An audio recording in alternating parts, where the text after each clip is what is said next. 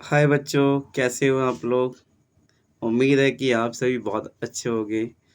तो आज मैं फिर एक नई वीडियो में आपको लेकर आया हूँ फ्यूचर इंडेफिनिट टेंस। ठीक है? ये जो है हमारी वीडियो नंबर 9 होने वाली है। अब तक इस टॉपिक पर हमने 8 वीडियो यानी 8 वीडियो ऑलरेडी बना चुके हैं। ठीक है? आज हम पढ़ेंगे फ्यूचर इंडेफिनिट टेंस। तो दोस्तों, जो भी बच्चे हमारे नए हैं, वो क्या करें, पहले तो वो समझ लें कि अगर यहाँ से वो स्टार्ट कर रहे हैं तब भी अच्छा है, क्योंकि फ्यूचर इंडेफिनिट टेंस जो है नया टॉपिक है। ठीक है? अगर वो चाहें तो प्रेजेंट इंडेफिनिट से भी देख सकते हैं। ठीक है? तो ये मैंने एक प्लेलिस्ट बना रखी है। ठीक है? तो हम क्या करते हैं, पहले तो उन बच्चों को बता दें कि इस चैनल पर हम क्या करते हैं कि एक तो टेंस या फिर हम कह सकते हैं ग्रामर से रिलेटेड वीडियो बनाते हैं। दूसरी, जो आपकी रीडिंग और हिंदी इंग्लिश से हिंदी आपको ट्रांसलेट करनी नहीं आती हो, तो उससे रिलेटेड वीडियो इस चैनल पर डाली जाती है। हम जो है आपकी हर सुविधा को देखते हैं कि आपको क्या हो, इंग्लिश पूरी अच्छी तरीके से आ जाए। यानी आपकी ग्रामर भी मिस्टेक ना हो और साथ ही साथ आपकी प्रोनाउंसिएशन, आपकी जो इंग्लिश है, ठीक है? इंग्लिश को हिंदी में ट्रांसलेट करना आपको आना चाहिए। ठीक है? तो 2 तरीके की वीडियो डाली जाती हैं, एक तो ग्रामर से रिलेटेड और दूसरी रीडिंग से रिलेटेड। ठीक है? तो अब हम अपने टॉपिक को स्टार्ट करते हैं। तो हमारा टॉपिक हमने बता दिया आज क्या होने वाला है, फ्यूचर इंडेफिनिट टेंस। तो चलो स्टार्ट करते हैं। फ्यूचर इंडेफिनिट टेंस आखिर होते क्या हैं? तो जो फ्यूचर इंडेफिनिट टेंस होते हैं, इन्हें हम सिंपल फ्यूचर टेंस भी कहते हैं। देखो, इसका प्रयोग ऐसे कार्य के लिए होता है जो भविष्य में होगा। ठीक है? कैसे कार्य के लिए होता है? जो भविष्य में होगा, ऐसे कार्य के लिए हम फ्यूचर इंडेफिनिट टेंस का यूज़ करते हैं। ठीक है? यहाँ पे स्ट्रक्चर दे रखा है, बट मैंने नीचे भी दे रखा है। जो नीचे दे रखा है उसको पढ़ेंगे अच्छे। अब विल सभी सब्जेक्ट के साथ चलता है। कुछ बच्चे कहते हैं आई और वी के साथ शैल लगता है, बट अब जो है सबके साथ में विल हम लगा सकते हैं। ऐसा नहीं है कि कोई मना कर देगा, कोई इसको गलत बता देगा, ऐसा कुछ नहीं है।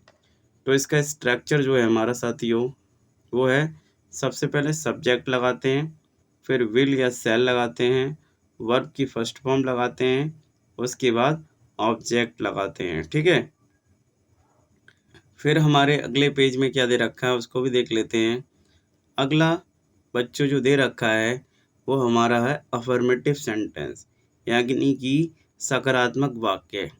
तो सकारात्मक वाक्य के जो पहला सेंटेंस है वो देख लेते हैं। वैसे तो हमने इसमें 4 सेंटेंस की मदद से हमने समझाया है कि फ्यूचर इंडेफिनिट के जो अफर्मेटिव होते हैं वो किस तरीके से बोले जाते हैं।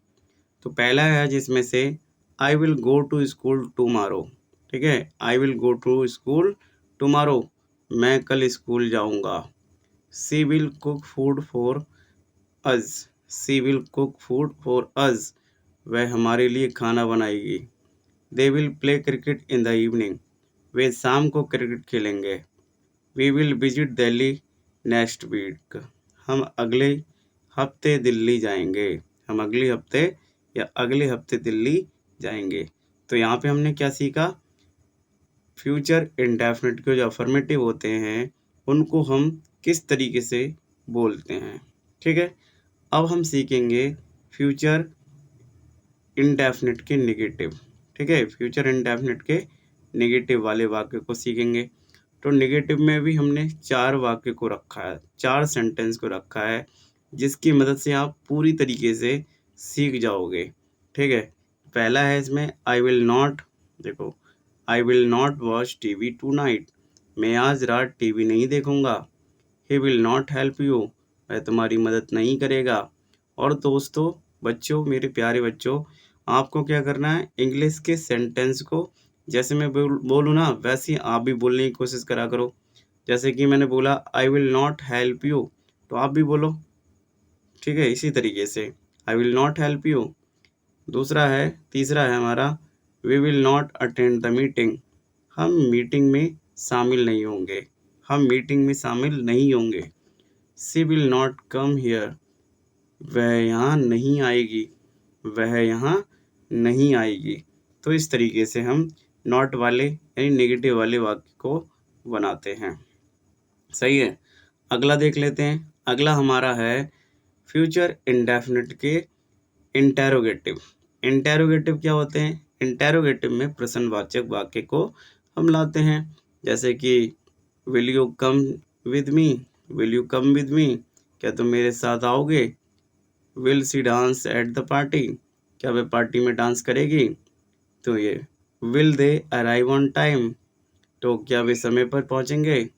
Will he came you later, sorry, will he call you letter, will you call you letter, क्या वह तुम्हारे बाद में कॉल करेंगे, या फिर वह तुम्हें बाद में कॉल करेंगे? दोस्तों कभी कभी क्या होता है, थोड़ा माइंड डिस्टर्ब होता है तो हम गलत पढ़ लेते हैं। ऐसी कभी ये देखो, दो वाक्य मेरे से गलत पढ़े गए थे। एक तो ये will he call you letter, मैंने इसको बोल दिया था कम करके बोल दिया शायद इस तरीके से, और दूसरा यहाँ पे तुम्हें ये वाला वाक्य गलत बोला गया था। बट दोबारा मैं इसको पढ़ देता हूँ, क्या वह तुम्हें बाद में कॉल करेगा? इस तरीके से वाक्य होते हैं, प्रेजेंट इंडेफिनिट के इंटेरोगेटिव होते हैं। ठीक है।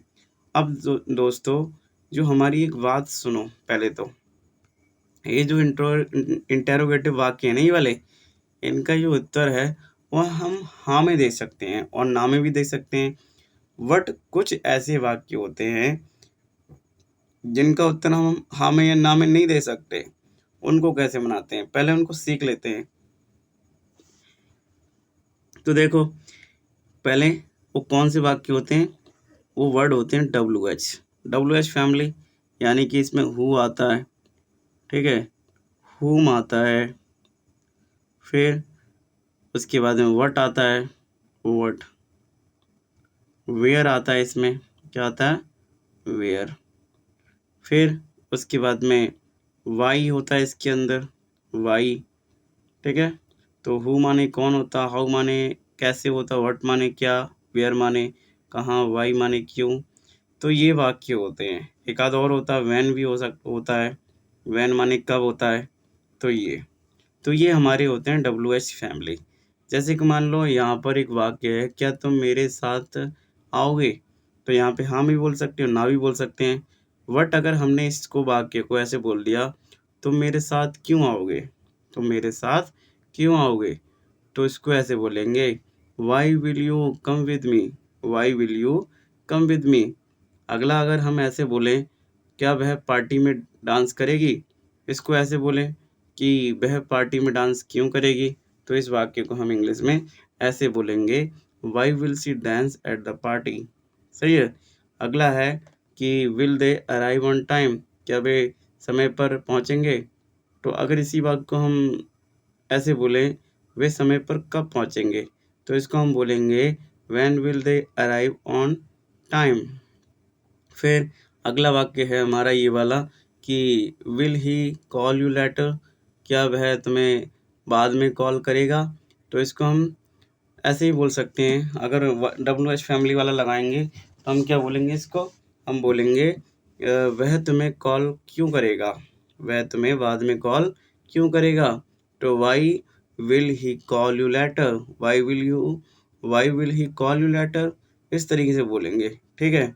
अब क्या है हमारा, यहाँ पर हमने देखो, आपकी सुविधा के लिए हमने कुछ सेंटेंस भी दिए हैं कि आप इनको अच्छे से इनका रिवीजन करो और अच्छे से इनकी प्रैक्टिस करो। ठीक है। रिवीजन करके इनकी प्रैक्टिस करोगे तो आपकी जो मेमोराइज है वो अच्छे से होगा, आपको हमेशा बहुत दिनों तक याद रहेगा बिना इसके रिवीजन किए। बट अगर आप इसका रिवीजन नहीं करोगे तो ये कोई ज़रूरी नहीं है कि आपको ये याद ही रहे। बस आपको हाँ ये कह सकते हैं कि समझ में आ जाएगा, बट कुछ समय के बाद में आप भूल सकते हो। इसलिए इनको प्रैक्टिस करना बहुत ज़रूरी है। जैसे कि यहाँ पर है इसको मैं यहाँ पर देखो, मैं कल घर की सफाई करूँगा, माँ कल खाना पकाएगी, पापा अगले हफ्ते बाज़ार जाएंगे, मेरा भाई टीवी देखेगा, हम सभी एक साथ खाना खाएंगे, बहन हमारा होमवर्क करेगी। तो ये चीज़ है, ये आपको प्रैक्टिस के रूप में दी जा रही हैं। कल की वीडियो में आप क्या करना, इनकी इंग्लिश जो है वो उसमें कमेंट बॉक्स में टाइप करिएगा, ठीक है। तो दोस्तों जो भी बच्चे हमारे नए हैं वो क्या करें बच्चों, वो इसे सब्सक्राइब करें, वीडियो को लाइक करें, तुम्हारे जो भी दोस्त हैं उनको बताइए। सेंटेंस यहाँ बहुत अच्छी तरीके से पढ़ाए जाते हैं, ठीक है। इसी तरीके से बारे में उनको, इस चैनल के बारे में उनको बताइए। और दोस्तों अगर वीडियो अच्छी लगी हो तो इसे लाइक करें, और हम अब ऐसी ही नई वीडियो में आपको फिर मिलते हैं नेक्स्ट वीडियो में। जब तक के लिए जय हिंद, जय भारत।